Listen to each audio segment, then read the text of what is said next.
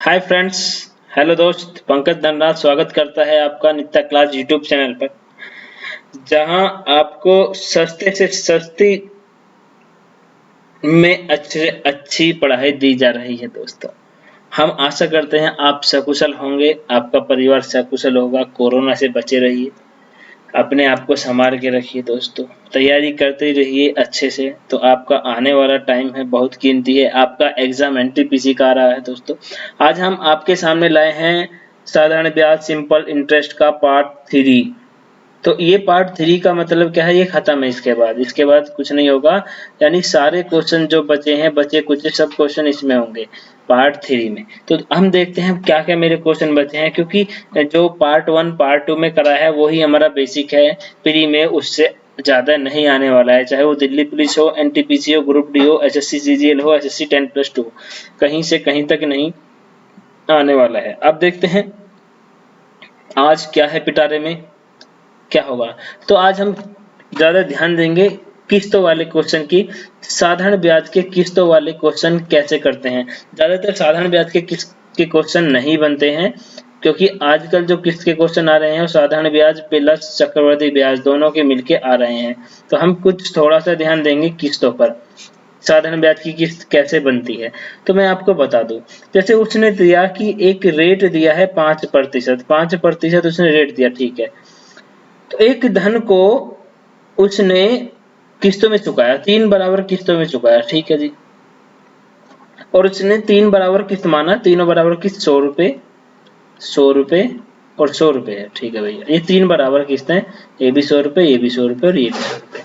अब उसने एक बात कही, अगर वह, ये ध्यान देना आप, अगर वह तीनों बराबर किस्त को ना देता तो कुल रुपए देता। बिल्कुल देता। कितने रुपए देता कुल? अगर 5% रेट है तो ये जो यहाँ से यहाँ तक 1 वर्ष का ब्याज लगा है, तो इस पे 105 रुपए दिए होते। बिल्कुल। अगर ये बिल्कुल पूरे नहीं देता तो इसको भी इसके साथ देता, तो 110 रुपए दिए होते। ठीक है भाई साहब, 105 और 110 रुपए और 100 रुपए, तो टोटल उससे जो चुकाना पड़ता वो कितना, 315 रुपए चुकाने पड़ते एक साथ। लेकिन यहाँ पे वो किस्तों में दे रहा है, कितना किस्त दे रहा है, 100 रुपए, 100 रुपए और 100 रुपए, 300 रुपए दे रहा है। तो कहीं ना कहीं अगर आपको दे देगा कि बताइए टोटल रुपए उसे 630 रुपए चुकाने पड़े हैं, यानी एक बराबर कितना आ गया, 2 के। तो प्रत्येक किस्त का मान पूछ रहा है, प्रत्येक किस्त का मान 200 रुपए। इस प्रकार के मेरे क्वेश्चन आज बनने वाले हैं कि हमारे कैसे बनेंगे कैसे नहीं बनेंगे। तो चलते हैं दोस्तों आज पहले क्वेश्चन पर। पहला क्वेश्चन क्या है, जरा गौर देते हैं, आपकी समझ में आएगा ये मुझे संपूर्ण आशा है, संपूर्ण विश्वास है आप पर। नहीं आएगा तो आप फिर भी समझेंगे, नहीं आएगा तो वीडियो को दोबारा देखेंगे। और हाँ, वीडियो को लाइक करो, चाहे सब्सक्राइब करो, ज्यादा से ज्यादा लाइक करा करो। लाइक्स नहीं आ रहे, व्यूज नहीं आ रहे, तो इसमें कहीं ना कहीं आपका फॉल्ट है, मेरा नहीं है। नेक्स्ट क्वेश्चन क्या बनता, पहला क्वेश्चन बनता है 2180 रुपए 4 साल बाद देने हैं, यदि वह 4 बराबर किस्तों में चुकाना हो तो प्रत्येक किस्त कितने रुपए की होगी, यदि ब्याज दर 6% है। तो मैं 6% लिख देता हूँ, 6%, ठीक है भैया। मैंने आपको पहले बताया था, अगर वह 100 और 100 और 100 ऐसे करके 4 किस्तों में देता, तो अंतिम किस्त कितने की जाती, 100 रुपए की। लेकिन अगर उसको 100 करके नहीं देता, तो इसके 1 साल के, यहाँ से यहाँ तक का 1 साल, 1 साल और 1 साल, ठीक है। तो इसको कितने रुपए देने होते, 106 रुपए देने होते। लेकिन इसको 6% एक्स्ट्रा देने होते, साधारण ब्याज पे 112 देने होते। इसको कितने देने होते, 118 देने होते। तो अब जो टोटल रुपए बने वो कितने बने, जरा जोड़ के ऐड करेंगे, 436 रुपए। यानी उसे 436 रुपए कुल चुकाने हैं। और ये यहाँ पर ये कह रहा है कि 2180 रुपए 4 साल बाद देने हैं। तो कहीं ना कहीं ये जो रेशियो रिलेशन बन रहा है, इनका दोनों का कुछ ना कुछ रिलेशन जरूर बनेगा। ऐसे तो हो नहीं सकता रिलेशन ना बने। यानी 436 बराबर 2180, 436 बराबर 2180 रुपए हैं। तो क्या रिलेशन बन रहा है, देखो इसका 5 गुना हो रहा भाई। अगर मैं इसका 5 गुना करूंगा, यानी 1 बराबर 5 यूनिट का। उसने कहा प्रत्येक किस्त बताइए, आपको पता है प्रत्येक किस्त 100 थी, लेकिन उसका 5 गुना करना है, तो कितना आ गया, 500 रुपए एक किस्त आ गया। कितना इजी क्वेश्चन हो गया ये मेरा। नेक्स्ट क्वेश्चन पर चलते हैं। नेक्स्ट क्वेश्चन कह रहा है कि 2550 रुपए 3 साल में देने हैं, यदि वह 3 किस्तों में चुकाना चाहता है, चुकाना है एक जगह है। तो पहली किस्त, दूसरी किस्त। अब यहाँ पर थोड़ा सा मोटा मोटा इसने अलग कर दिया, यानी मैंने माना पहली किस्त कितनी है, पहली किस्त 100 रुपीज मान, भाई सीधा 100 रुपीज मान लो, आपका कुछ नहीं जाता।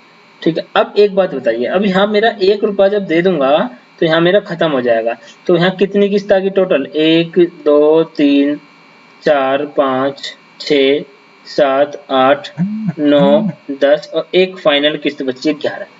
अब एक बात आप बताइए, मैंने टोटल कितने रुपए पर एक एक वर्ष का ब्याज लगाया? यानी टोटल 10 से लेकर 10 9 plus 8 plus 7 plus 6 plus 5 plus 4 अभी तक यही करते आ रहे थे हम।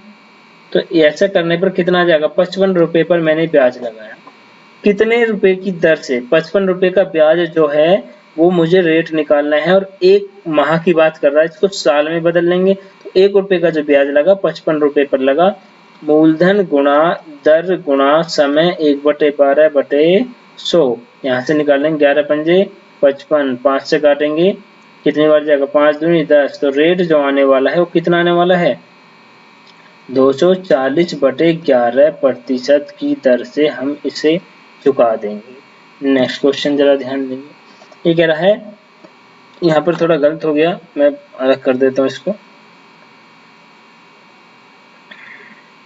ये जो है 1710 रुपए हैं, 1710 रुपए, ठीक है। 1710 रुपए उधार लिए और 10 महीने की किस्त में चुका दिया। अब आप इसको सिंपल तरीके से कैसे करेंगे मैं बताता हूँ। 1710 सिंपल किस्तों में चुका दिया, प्रत्येक किस्त का मान 190 रुपए है। 190 रुपए है तो प्रत्येक, तो ब्याज की दर ज्ञात करो। भाई एक बात बताइए आप, इसको सिंपल तरीके से बताता हूँ। अगर मैं इसको इसे कट करूंगा, ध्यान देना, 1710 को 190 एक किस्त है, तो टोटल किस्त कितनी जाने वाली है? 9 किस्त जाने वाली है। यानी 9 के हिसाब से आपको भी, जैसे उसमें लास्ट 11 बार जोड़ा था तो इसमें भी 9 8 प्लस 7 ऐसे करते करते 1 तक जोड़ेंगे और हमारी एक किस्त जाएगी 1, क्योंकि यहाँ पर 1 और 9 का रेशियो बन गया, 9 और 1 का रेशियो बन गया। लास्ट क्वेश्चन में देखिएगा जरा, 10 और लास्ट में 1 आ रहा था और यहाँ पर कितना आ रहा? मैंने रेशियो बना लिया 9 और 1 का, तो 1 रुपए का ब्याज, ठीक है, बराबर 9 से लेके 1 तक का जो समय होता है कितना होता है? 45 गुना रेट गुना कितना? 1/12, क्योंकि मासिक क्या रहा है, और बटे 100। वेरी सिंपल, 9 पंजे 45, 5 दूनी 10, तो रेट यहाँ से कितना निकल के आने वाला? 240/9। अगर इसको और कैलकुलेट करना चाहो तो कर सकते हो। कितना बनने वाला है? 8 तिया 24, 3 तिया 9, 3 दूनी 6 और 3 सिंग 18, 2/3% की दर। तो ये मेरी दर रहने वाली है। रेशियो में काम करेंगे हम। नेक्स्ट क्वेश्चन क्या कहता है? एस साधारण ब्याज पर 7,000 रुपए बैंक से उधार लेता है। कितने रुपए लेता है उधार?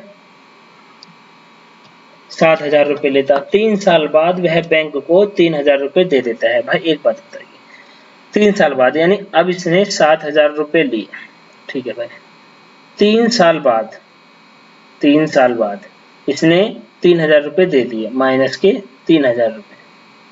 अब कितने रुपए बचे? 4,000 रुपए।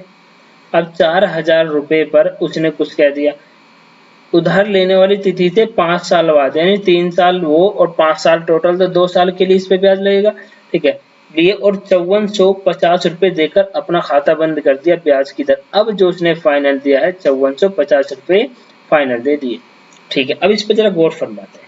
आपको मैंने कल पढ़ाया था, यदि साधारण ब्याज फिक्स हो, क्या हो? फिक्स, तो प्रिंसिपल, टाइम और रेट का रेशियो बदलता रहता है। यहाँ पर तो प्रिंसिपल की बात ही नहीं कर रहा, टाइम और रेशियो की बात कर रहा है, टाइम और रेट की। या अगर मेरा रेट एक जैसा हो तो प्रिंसिपल और टाइम का रेशियो बदलता रहेगा। कैसे? अगर मैं आपको बता देता हूँ कि अगर यहाँ देखो, सिंपल मेथड से थोड़ा सा समझा देता हूँ, उससे पहले फिर बात करते हैं। अगर प्रिंसिपल मेरा 2 है और टाइम मेरा 4 है, तो कितना है? 16 मिलने वाला। अगर मैं इसको 1 गुणा 16 कर दूं तो भी मेरा फर्क नहीं पड़ेगा, और 4 गुणा 4, सॉरी 4 दूनी 8 आता है भाई, 8, ठीक है भाई। अगर मैं इसको 2 गुणा 4 8 आ गया और 1 गुणा 8 करूं इतना आएगा, और 8 गुणा 1 करूं तो भी मेरा कोई फर्क नहीं पड़ेगा। इसका मतलब अगर रेशियो में इक्वल कर दूं तो फर्क मेरा नहीं पड़ने वाला। जैसे यहाँ पर 3 वर्ष का ब्याज है 7,000, 3 वर्ष के लिए 7,000 लिए थे, तो मैं क्यों ना 1 वर्ष के लिए इसको 21,000 कर देता हूँ, 7 या 21, कोई मेरा फर्क नहीं पड़ा। यहाँ पर 2 वर्ष के लिए, 1 वर्ष के लिए कैलकुलेट करो, 1 वर्ष के लिए यहाँ कितने हो जाएंगे? 8,000 रुपए। अब आपको बहुत सिंपल क्वेश्चन बन जाएगा ये वाला मेरा। आप बताइए, 21 और 8 कितने होते हैं? 29,000। ठीक है जी, 29,000 रुपए। 29,000 रुपए पर एक वर्ष का जो ब्याज है वो कितना आ रहा है? 4,000 रुपए इसने लौटा दिए और यहाँ 5400, 4,000 रुपए थे और 5450 रुपए लौटा दिए, तो कितने? 1450 रुपए, यानी 29,000 रुपए पर 1450 रुपए का ब्याज देना एक साल में। तो क्यों ना मैं इसकी कैलकुलेशन कर लूं। अगर 0 से 0 उड़ा दिया जाए और ये 100 बचा यहाँ पर, 100 एक साल में, ध्यान देना, 5 ब्याज देता है। 100 रुपए एक साल में 5 ब्याज देते हैं, 5 रुपए, और 100 रुपए पर एक साल में दिया गया ब्याज ही परसेंटेज होता है। तो रेट कितना आ गया मेरा? 5%। इसको एक बार फिर से समझा देता हूँ किसी के समझ में। 7,000 रुपए उसने उधार लिए, 3 साल तक इनको इसने यूज किया और फिर उसके बाद 3,000 रुपए दे दिए। ठीक है, अब इसको कितने रुपए बचे? इसके पास बचे 4,000 रुपए। अब 4,000 रुपए को देखो, 4,000 रुपए को अब इसने 2 साल तक यूज किया। कितने साल तक? 2 साल तक। और अब इसने टोटल 5450 रुपए लौटा दिए। यानी कहने का मतलब क्या है? कहने का मतलब 1450 रुपए का इसने कुल ब्याज दिया है। यहाँ से यहाँ तक 1450 रुपए का ब्याज दिया, ये याद रखना। अब हम इसको ईयरली बनाते हैं, 1 ईयर का। 3 ईयर, 2 ईयर, 5 ईयर, 6 ईयर का नहीं, 1 ईयर का बनाते हैं। वो कैसे? इसको 1 ईयर बनाने के लिए इसमें 3 से गुणा कर दीजिए। कितना आएगा? 21,000 आ गया भाई, 21,000। इसमें 2 हटाने के लिए, 1 ईयर बनाने के लिए ऊपर 2 से गुणा कर दीजिए, 8,000। यानी 21 और 8, 21 और 8,000, 29,000 पर ब्याज हमें 1450 रुपए मिल रहा है। 100 पर कैलकुलेट किया मैंने, कितना आएगा? 5 रुपए एक वर्ष में, क्योंकि एक वर्ष का ही ब्याज, एक वर्ष का ब्याज ही रेट डिक्लेयर करता है। तो रेट बराबर यहाँ से 5% आ गई है। आने वाले क्वेश्चन में आपको बहुत इजीली समझ में आएगा अब जो आपके सामने क्वेश्चन होगा, क्योंकि यही क्वेश्चन मैंने आपको 2 बार दिया है और इससे आपको जल्दी समझ में आ जाएगा, उम्मीद है। देखिएगा, मीरा 3500 रुपए साधारण ब्याज पर बैंक से उधार लाए। ठीक है जी, हमने इसको 3500 रुपए ले आए। ठीक है, और 3 साल बाद 1500 रुपए दे दिए। इसने 3 साल तक इसको यूज किया और अब इसने 1500 रुपए लौटा दिए, तो रुपए कितने बचे? 2,000 रुपए। ठीक है जी, और 5 साल बाद, यानी 3 साल ये और 2 साल ये, इसने 2725 रुपए वापस कर दिए। तो यहाँ से एक बात तो निश्चित हो गई कि इसने 2,000 की जगह 2725 दिए हैं, तो ब्याज 725 रुपए का इसने दिया होगा। अब इनको सिंगल यूनिट बना देते हैं, यानी एक साल में 300 पर गुणा करेंगे तो 35 दिया, 105 और 00। ठीक है, यहाँ 2 से गुणा करेंगे तो कितना आ जाएगा? 4,000। एक साल में 4,000 रुपए। अब 35 यानी 10,000, 14,500 रुपए पर एक साल में ब्याज मिलता है 725 रुपए। कहीं ना कहीं ये एक बार और ये इसको 2 बार काट रहा है। 0 के 0, 100 बराबर कितना आ गया? यानी 200 बराबर 1, 100 बराबर 1/2। तो 1/2 का मतलब क्या कहलाया जाता है? 1/2 गलत आ गया ना कहीं?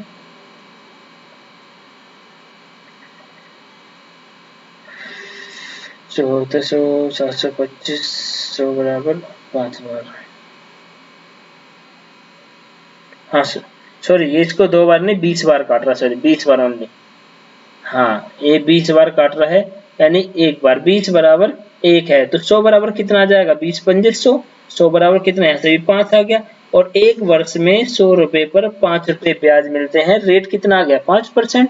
तो यही आपसे पूछा गया, रेट बताइए। 5% का रेट आ गया। Same to same last question.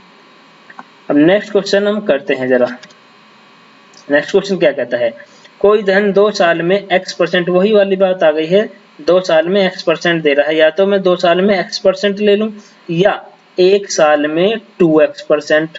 बात मेरा वही, साधारण ब्याज में वही मतलब होता है, 2 साल में x% या 1 साल में 2x%। नेक्स्ट, y साल ज्यादा। अब इससे y साल ज्यादा है, यानी 1 साल में, अब देखो 1 साल में मुझको 2x मिल रहा था।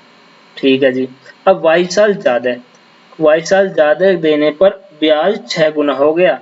ब्याज 6 गुना, y साल ज्यादा देने पर 2x की दर से उधार लिया। भाई ये 2x यहाँ मैंने 2x बताया, इसलिए मैंने इस x को 2x बना लिया। कब? जब इस साल को 1 कर दिया। ठीक है जी। अब इसने कहा y साल ज्यादा करने के लिए 2x की दर से उधार लिया गया तो ब्याज 6 गुना हो जाता है। तो यहाँ पर भी 2x ब्याज मिला और कितने गुना? 6 गुना। जब यहाँ पर एक ब्याज मिल रहा था तो यहाँ पर कितने मिलेगा? 6। अब एक बात बताइए, एक वर्ष में एक ब्याज मिल रहा है तो 6 ब्याज कितने वर्ष में मिलेगा? 6 वर्ष में। सिंपल सिंपल सी बात है। तो आप एक बात मुझे और बताइए, यहाँ पर जो ये वैल्यू है, यहाँ पर ये वैल्यू है, यहाँ पर 1 थी लेकिन मैंने 2 को 1 बनाया, अब मैं इसको 2y मान लूँ। 2y से यहाँ पर कितना हो रहा है? 6y। तो कितना y एक्स्ट्रा मिल रहा? 4y। यानी आंसर जो आएगा y का वो आया 4 वर्ष बाद। 4 वर्ष बाद मुझे यह ब्याज मिलेगा। y का मान 4 आ गया है। एक बार मैं आपको समझाता हूँ, कुछ लोगों की समझ में नहीं आया होगा। देखो, उसने कहा 2 साल में, मैंने माना 2 साल में, 2 ईयर में x ब्याज मिल रहा। क्या मैं इसको 1 साल में 2x कह सकता हूँ? बिल्कुल कह सकता हूँ। p हमारा रेशियो बराबर होना चाहिए बस। अब उसने कहा y साल ज्यादा है, अब इससे y कुछ साल ज्यादा है, ठीक है, और 2x की दर से 2x% की दर से ब्याज उधार लिया और 6 गुना। माना ये ब्याज मेरा 1 यूनिट मिलता था और वो मिल रहा है 6 यूनिट। कब? जब 2x% हमारी ब्याज दर है। भाई एक वर्ष में 1 यूनिट मिल रहा है तो 6 यूनिट कितने वर्ष में मिलेंगे? 6 यूनिट 6 वर्ष में। ठीक है जी। इसको माना था मैंने यहाँ पर 2y, क्योंकि 2 को तो 1 माना है, 2 को 1 माना मैंने, अब इसको दोबारा से पुनः वही कर दिया। यानी 2y बराबर मेरा पहले था, अब कितना है? 6y। तो कितना एक्स्ट्रा मिले? 4y। यानी y की वैल्यू कितनी आएगी? 4 वर्ष बाद मुझे यह ब्याज। नेक्स्ट क्वेश्चन करा 10% साधारण ब्याज की दर से वह वार्षिक किस्त क्या होगी जिसमें 11,500 रुपए का ऋण 4 वर्षों में पूरा चुका दिया जाता है। भाई एक बात बताइए, 10,000 रुपए की बात कर रहा है, 10% की बात कर रहा है। पहले तो मैंने आपको बताया था लास्ट 100 मैंने किस्त मानी, इससे पहले भी 100, 4 किस्त मानी है तो 4 मान लेता हूँ, 100 और इससे पहले भी 100। अगर मैं नहीं मानूंगा, इनको बराबर टाइम से इसने दिया है और सारी किस्त लास्ट में इसने चुकाई है, तो क्या ये ऐसा नहीं होगी? 100 तो लास्ट वाली होगी। ठीक है जी। और ये वाली कितनी हो जाएगी? 10% से 110। ये वाली कितनी हो जाएगी? 120। और ये वाली कितनी हो जाएगी? 130। अब टोटल कितने आ गया? 460 मेरे रुपए आ गए। 460 रुपए चुकाने हैं। और अब एक बात मुझे आप बता दीजिए, इसने एक बात पूछी है, वो क्या पूछी है? 100 रुपए हैं मेरे, कितने रुपए हैं? 100 रुपए। इसने कहा 11,500 रुपए का ऋण है, तो स्टार्टिंग में जो 100 है, रेट कितना दिया है? 4%, 4 वर्ष दिया है, और 10% का मेरा क्या दिया? रेट, यानी 100 रुपए 4 वर्ष में 10% से 4 धाम 40, 40 एक्स्ट्रा मिलेंगे तो 140 बन जाएंगे। बिल्कुल। तो रुपए 4 नहीं है, रुपए मेरे हैं 11,500, यानी इसकी गुणा 115 में की गई है, तो इसकी भी गुणा 115 में कर दूंगा। 140 गुणा 115। हाँ जी, नहीं जी, तो ये आ जाएगा मेरा मूलधन जो भी अब हमें चुकाना है। अब ये हमें यहाँ से चुकाना था, यहाँ पर इसकी वैल्यू ये आई है, तो कहीं ना कहीं ये दोनों चीज इक्वल होने वाली है। बिल्कुल होने वाली है। आप कहोगे हाँ जी होने वाले हैं। यानी 460 को 140 गुणा 115 के इक्वल रख दूंगा, तो यहाँ से कोई ना कोई मेरी वैल्यू जरूर निकल के आएगी। वो कैसे? 460 23 से काटेंगे, 23 दूनी 40, 0 की 0, 23 पंजे इतना, 5 से काटेंगे 4 बार, और 4 बराबर आ गया कितना? 140 आ गया। 4 एक कम 4, 4 तिया 12, 4 पंजे 20, एक बराबर कितना आ गया? 35। 4 तिया 12, 4 पंजे 20, एक बराबर 35। हमें निकालना है 100 का मान। 100 का मान कितना जाएगा? एक बराबर 35, 100 का मान 3500। तो यही तो हमारी किस्त है। भाई किस्त कितनी है? पहली 3400, 100 ही तो चुकानी है, तो ये भी मेरी 3500 की किस्त होगी, और ये भी मेरी 3500 की होगी, ये भी 3500 की, ये भी 3500 की। एक बार फिर से आपको समझा देता हूँ, आपकी सेवा में एक बार फिर से हाजिर होंगे। देखो, पहली किस्त 100 रुपए, दूसरी किस्त 100 रुपए, तीसरी किस्त 100 रुपए, 4 बराबर किस्त में। अगर वह बराबर किस्त नहीं चुकाता और उसे रुपए चुकाने होते बिल्कुल अलग तरीके से, 10% का रेट है, यानी हर वर्ष 10 पड़ेगा, तो ये तो इतना ही रहेगा, 100 रहेगा। ये वाला कितना हो जाएगा? ये हो जाएगा 110, क्योंकि यहाँ से यहाँ तक एक वर्ष यहाँ से यहाँ तक 1 वर्ष, यहाँ से यहाँ तक 1 वर्ष। अब ये वाला 2 वर्ष के लिए 120 रुपए, ये वाला 3 वर्ष के लिए 130 रुपए, टोटल हो गए 460 रुपए। अब एक बार बताइए, 100 रुपए है मेरे पास मूलधन और वो 4 वर्ष में 10% की दर से हमें 140 रुपए चुकाने पड़ेंगे। कितने रुपए? 140 रुपए चुकाने पड़ेंगे, लेकिन रुपए 100 नहीं है। क्वेश्चन में कह दिया 11,500 रुपए हैं, तो मैं 11,500 रुपए पे बात करूंगा। 11,500 की इसमें मैंने गुणा कर दी, यानी 0 0 लगा दी। अब इसमें भी मैं 140 में 115 की गुणा कर दूंगा, ये मेरा मूलधन निकल के आया। यहाँ पर टोटल हमें इतना चुकाना था, तो इसको मैंने बराबर रख दिया। तो मैंने अभी कैलकुलेट किया था, अभी कैलकुलेट किया था, 1 बराबर 35 आ गया। अब उसने कहा था प्रत्येक किस्त बताइए। यार प्रत्येक किस्त यहाँ पर कितनी, 100 की, तो कितनी बन जाएगी? 3500। ये भी कितनी बन जाएगी? 3500। ये भी कितनी? 3500। और ये भी कितनी हो जाएगी? 3500। नेक्स्ट क्वेश्चन पे चलते हैं। इसी बात इसने कहा है एक पूंजी वार्षिक ब्याज दर से 2 वर्ष के लिए 6%, अगले 3 वर्ष के लिए। अब जब इस प्रकार का क्वेश्चन आएगा कि कुल साधन ब्याज, कुल साधन ब्याज क्या होता है मैं आपको समझा देता हूँ। SI बराबर SI ब्याज बराबर हमेशा रेट और टाइम के गुणनफल पे ही डिपेंड करता है। अगर ये बढ़ गया, एक हमारा पैसे हैं, ये बढ़ गया तो ब्याज बढ़ जाएगा, ये घट गया तो ब्याज घट जाएगा। यानी एक मेरा साधारण ब्याज जो आया वो 2 गुणा 6%, यानी पहला साधारण ब्याज कितना मिलेगा? 12%। दूसरा 3 गुणा 10%, 3 गुणा 10% कितना हो गया? 30% मिल गया। ठीक है। अब उसने कहा 5 वर्ष के बाद, ये लाइन यहाँ से जरूर पढ़नी है, 5 वर्ष के बाद, क्योंकि टोटल वर्ष कितने दिए हैं? 8 वर्ष। 5 वर्ष हो गए तो कितने वर्ष और बचे? 3, और इस 3 का इससे गुणन होगा मेरा, यानी 3 गुणा 9। ये जो 9% का ब्याज मिला है ये 3 वर्ष के लिए मिला है, 9 या 27, तो 27%। यहाँ से टोटल ब्याज जो मिला वो मेरा मिलेगा कितने परसेंट? 69% रुपए ब्याज मिला। और इसने 69 को रुपीज में दे रखा है, 4140 रुपीज। कहीं ना कहीं ये इससे कैलकुलेट होकर कट जाएगा, 69 एक कम 69, और ये 6 बार कट जाएगा, यानी 1 बराबर कितना आ गया? 1 बराबर 60 के आ गया है। 1% बराबर 60% के। कोई भी मूल्य कितना होता है? 100% होता है। तो इसमें भी मैं 2 जीरो फ्री के लगा दूंगा, 6,000 रुपए मेरा कुल मूल्य था दोस्तों। किसी के समझ में नहीं आया तो एक बार वीडियो को रोक के वीडियो को आराम से देख लेना भाई, क्या इसमें क्वेश्चन है, क्या इसमें नहीं है। ठीक है दोस्तों, नेक्स्ट क्वेश्चन पे आते हैं हम। क्या कहता है क्वेश्चन? 2 बराबर धन एक ही समय के लिए, ये मैंने आपको क्वेश्चन कल कराया था। कल इस प्रकार का मैंने क्वेश्चन कराया था कि जब भी आपको बराबर धन दे दे, क्या दे दे? बराबर धन, और दूसरा प्रत्येक दिशा में बराबर प्राप्त हो, तो रेट का रेशियो R1 अपॉन R2 हमेशा उल्टा होगा T2 अपॉन T1 के। यहीं से मेरे पैसे निकल जाएंगे। वो कैसे? कि पहले इसने रेट जो दिया है वो कितना दिया है? 18% और बटे 15%, तो ये रेशियो है रेट का। टाइम का रेशियो क्या होगा? 15 अपॉन 18, यानी 5 दिया 15, सॉरी 3 पंजे 15 और 3 सिंह 18। कितने का अंतर? 1 का। क्वेश्चन में कितना दिया? 2, तो ये वाला कितना? 10 वर्ष, ये वाला कितना? 12 वर्ष। इसने कहा पहले वाले का समय ज्ञात करो, तो 10 वर्ष आंसर आ गया। बस क्या पूछा है? कुछ नहीं, इससे सिंपल तो आप भी नहीं कर पाओगे। नेक्स्ट, अब कह रहा कोई धन 6% की दर से उधार दिया गया और 1 साल के बाद 6,000 रुपए वापस कर दिए गए। ठीक है भैया, कोई धन था, हमने वो 6% की दर से उधार लिया, 1 साल बाद 6,000 रुपए हमने वापस कर दिए। और अब इसने क्या कहा है कि बची हुई राशि को 5% पे हमें लेना है और उस पर 5% के हिसाब से ब्याज देना है। दूसरे साल का जो ब्याज है भाई, ये इसने ब्याज कर दिया, ब्याज है वह पहले साल के ब्याज के 11/10 के है। तो पैसा कितना उधार लिया भाई? पहले हम इसको करते हैं सिंपल मैटर से, एक्स वाले से, यानी हमने टोटल माना 100x रुपए। कितने माने? 100x। पहले तो हमने कितने वापस कर दिए इसको?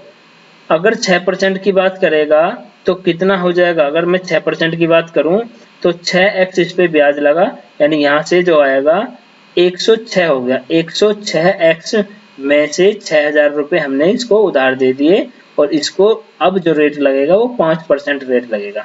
बिल्कुल आप भी कहोगे हाँ जी ठीक है, समझ में आया। अब आगे की बात करते हैं। इसने कहा जो मेरा 6x था, 1 साल के बाद, 1 साल के बाद कितना भाई, 1 साल पे 100 रुपए का 1 साल का 6% इतना, 1 साल के बाद जो 6x रुपए था उसका जो ब्याज है 11/20 वो बराबर है 106x माइनस 6000 के, ठीक है भैया, यानी 1/20 यानी 5% के, 5% बोला इस पर कि धनराशि अब ब्याज की दर 5% कर दी जाए और उस पर 5% के हिसाब से ब्याज देना, ठीक है। 20 से तो 20 ही शहीद हो गया, उड़ गया, आपस में लड़ गए, तो यहाँ कितना होगा 66x बराबर 106x माइनस के 6000। यहाँ से एक चीज आपको मिल जाएगी, अगर मैं कैलकुलेट करना चाहूँ तो यहाँ से जरा ध्यान देना कि 6000 तो इधर पहुंच गया, 66 इधर आ गया, तो कितना बचा 40x बराबर 6000, और x बराबर कितना आ जाएगा, यहाँ से x बराबर आ जाएगा 40 से इसको काटेंगे 150, 15 चौका 60। तो यहाँ से एक चीज का मालूम पड़ लगा कि जो मूलधन था वो मेरा 15,000 रुपए लिया गया था। इसमें यही पूछा है कि आपको मूलधन ज्ञात करना है कि 15,000 रुपए जो निकल गया है, सिंपल तरीका है। अब इसका दूसरा मेथड क्या है वो मैं आपको बता देता हूँ। देखो SI और रेट का, हम जब SI फिक्स है तो रेट से हम इसको कैलकुलेट करते हैं कैसे, पहले वाले का 20, दूसरे वाले का 11, पहले वाले का परसेंटेज हमारा 6 था, दूसरे वाले का परसेंटेज 5 था, यानी 20 पे, अगर ध्यान देना 20 पे मैं डिवाइड करूं 6 से और इधर 11 को डिवाइड करूं 5 से, तो इनका क्या करेंगे, क्रॉस भिड़त करवा दो। क्रॉस भिड़त का मतलब 20 पंजे 100 और 11 छिक्का 66, कहीं ना कहीं ध्यान देना, कहीं ना कहीं 100 और 66 से जो मेरा ब्याज प्राप्त होगा वो कितना होगा, ब्याज प्राप्त 100 और 66 का रेशियो आ गया, पहले वाले का 100 था, दूसरे वाले का 66 था, लेकिन इसने 6% के हिसाब से 106 भी इसने दे दिए हैं। देखिएगा इसने कहा है कि 100 रुपए हैं और 66 अब हमें देने हैं, लेकिन इसने एक बात कह दी, 100 का पहले मेरे 106 हुआ नहीं हुआ क्योंकि 6% से लगा, और अब इसमें से 66 मुझे देने हैं, तो कितने बचे, इन दोनों का अंतर 40 है, लेकिन 40 अंतर कब आया, जब मेरा 6,000 रुपए उसने वापस कर दिए, 40 का मान 6,000 है तो 100 का मान यहाँ से कितना आ जाएगा 15,000 रुपए, सिंपल तरीके से। नेक्स्ट क्वेश्चन करते हैं। नेक्स्ट क्वेश्चन कह रहा है 15 साल में साधारण ब्याज 1800 रुपए है, यदि प्रत्येक 5 साल बाद प्रारंभिक मूल्य को 10% और 15% क्रम से बढ़ा दिया जाए तो साधारण ब्याज क्या होगा। भाई ध्यान देंगे, इस क्वेश्चन को अलग ध्यान से देखेंगे कि 1800 रुपए 15 साल का ब्याज है, 1800 रुपए, ठीक है। अगर 5 साल की बात कर रहा है तो 5 साल के कितने पेयर बनेंगे, 3 पेयर, 5 ईयर, 5 ईयर और 5 ईयर, तो इसके हमारे हिसाब से 5 ईयर में सिंपल इंटरेस्ट बराबर बराबर बढ़ता है, ठीक है, बराबर। कल बताया था साधारण ब्याज सभी साल में बराबर होगा, तो यहाँ पे भी मेरा 600 और यहाँ पे भी मेरा 600 और यहाँ पे भी मेरा 600।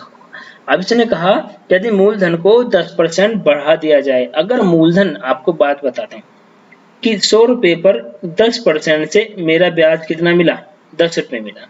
अब मूलधन को 20% बढ़ा रहे हैं, कितना 20%, तो कितना हो गया 120, इस पर मैं 10% ब्याज निकालूं तो कितना हो गया 12 रुपए। इसका मतलब अगर मूलधन कितना भी परसेंट बढ़े तो ब्याज भी उतना परसेंट बढ़ता है, यहाँ से ये चीज मेरे प्रूफ हुई है। अब देखिए जब इसका दूसरे वाले पॉइंट का 10% ब्याज बढ़ाया तो 10% प्रिंसिपल बढ़ाया तो 10% ब्याज बढ़ेगा, तो ब्याज कितना होगा 660 रुपए, 60 रुपए एक्स्ट्रा। अब यहाँ पर 15% बढ़ाया तो इस पे भी मैं 15% बढ़ा दूंगा, यानी 690 रुपए मिलेंगे। पहले मेरे 600 मिलते थे, अब कितने मिलेंगे 690 रुपए। यहाँ पर 10% बढ़ाया और यहाँ पर 15% बढ़ा दिया। अब एक बात वो पूछना चाह रहा है कि बताइए कि ब्याज कितना है, साधारण ब्याज कितना है, उसको हम कैलकुलेट करेंगे। तो पहले साधारण ब्याज कितना था 1800 रुपए, अब साधारण ब्याज कितना मिला है 60 रुपए यहाँ पर मिला था मुझे और 90 रुपए यहाँ पर मिला एक्स्ट्रा, तो 150 रुपए, तो 1950 रुपए का कुल ब्याज अब मुझे देना है, कब, जब 10% और 15% मेरा बढ़ रहा है। नेक्स्ट क्वेश्चन, यहाँ पर आज मेरे क्वेश्चन खत्म हो गए हैं, साधारण ब्याज के यहाँ पर खत्म कर दिया है, अब साधारण ब्याज का कोई वीडियो नहीं आएगी। अब आगे जो टॉपिक आएगा वो कंपाउंड इंटरेस्ट आने वाला, COMPUND इंटरेस्ट, यानी चक्रवृद्धि ब्याज आने वाला है मेरा दोस्तों। तो चक्रवृद्धि ब्याज से ज्यादा क्वेश्चन आजकल बनते हैं, वो मैं आपको समझाना चाह रहा था। चक्रवृद्धि ब्याज हम पढ़ेंगे, उससे ही ज्यादा क्वेश्चन बनते हैं। CI बोले तो चक्रवृद्धि ब्याज, SI बोले तो सिंपल इंटरेस्ट, साधारण ब्याज, इन दोनों को मिक्स करके भी ज्यादातर क्वेश्चन एग्जाम में आते हैं। प्योरली साधारण ब्याज से नेगेटिव चांस होता आने का, आया बहुत रेयर केस में आता है, वरना नहीं आता है। तो आज की वीडियो को यहीं पे हम विराम देते हैं, मिलते हैं नेक्स्ट वीडियो में दोस्तों। तब तक के लिए बाय, नमस्कार।